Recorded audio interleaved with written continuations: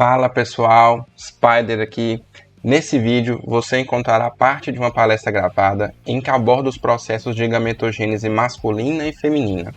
Enfatizando os aspectos hormonais envolvidos, falaremos sobre como as gonadotrofinas e os hormônios sexuais atuam promovendo o desenvolvimento dos ovócitos e dos espermatozoides. Se você quer saber mais sobre esse assunto, é só ficar comigo no vídeo, porque começamos logo após a vinheta. Vamos lá!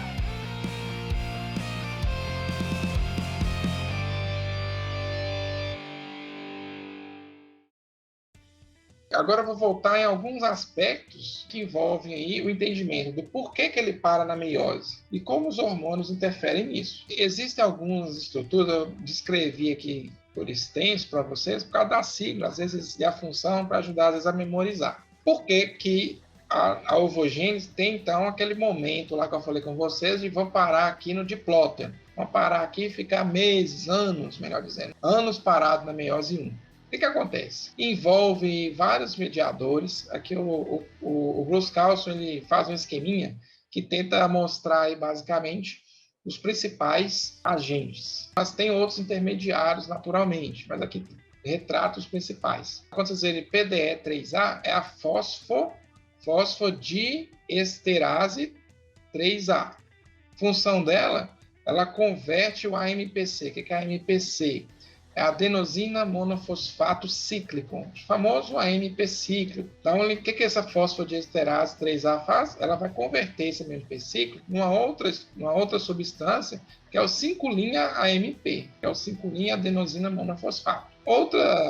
Outra substância, digamos assim, importante, que na verdade são proteínas, é o fator promotor de maturação, MPF, do inglês, tá? Promotor de maturação. Como o nome sugere, ele promove a maturação do ovócito. No caso, isso quer dizer que ele promove o segmento da meiose.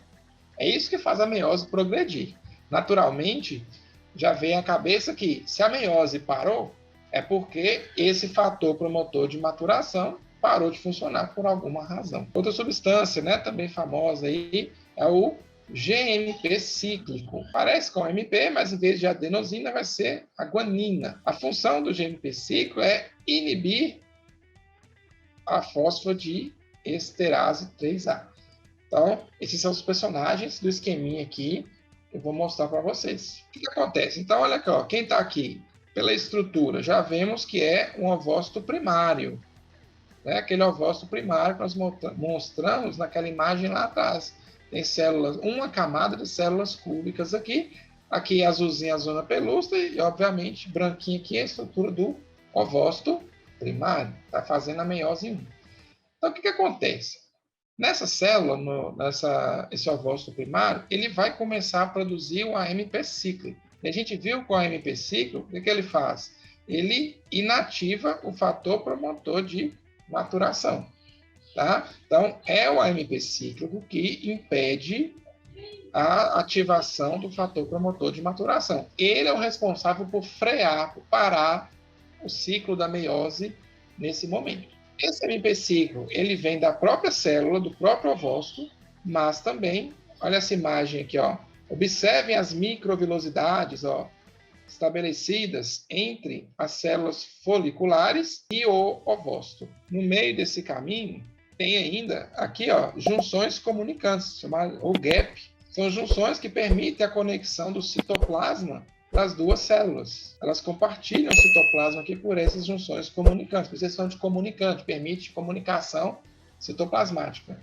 Então, a célula folicular produz o AMP cíclico, também produz o AMP cíclico, que vai passar aqui pela junção comunicante, né, e ajudar a manter esse fator promotor de maturação inativo.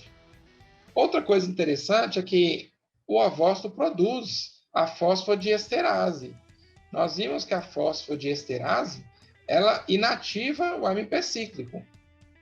Uma função dela é transformar o AMP cíclico naquele 5'-AMP. Tá? Só que, o que é interessante, a célula folicular produz o GMP cíclico. E esse GMP cíclico inibe essa fosfodiesterase. Então, é a célula folicular a responsável por inibir a fosfodiesterase, que é essencial para impedir o AMP cíclico de impedir o fator promotor de maturação. Uma sequência de botões aí que tem que um afeta o outro. Então, vou repetir. Essa fosfodiesterase é ela que vai agir transformando esse AMP cíclico em 5' AMP, e aí, dessa forma, esse AMP cíclico para de inativar o fator promotor. Então, digamos, essa fosfodiesterase é amiga do fator promotor. Ela também ajuda a progredir a meiose.